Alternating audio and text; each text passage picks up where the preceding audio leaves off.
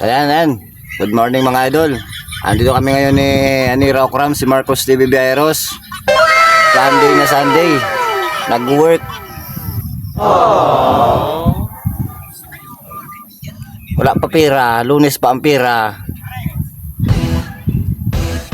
Lunes doon sahod. So wala namang gagawin dito ngayong linggo. Magbiyahe. After ng biyahe, maglinis ng truck. Matik na kan.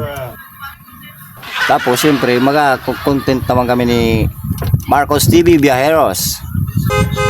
Dito tayo, makita nyo itong kwarian. Yan o.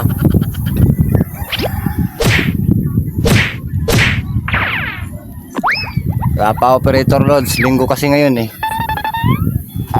Yan. Ang lawak niyan. Pero pa dun sa kabila matindi dun eh. Madami rin dun nagpipila halos ano eh. Kahapon siguro kasi nakasakay dito yung isang checker. Halos nasa 500 na biyahe lahat ng truck. Yung biyahe lang yun.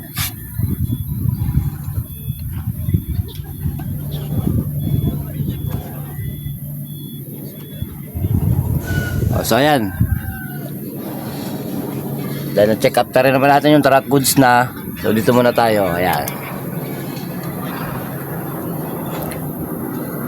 May kotse doon.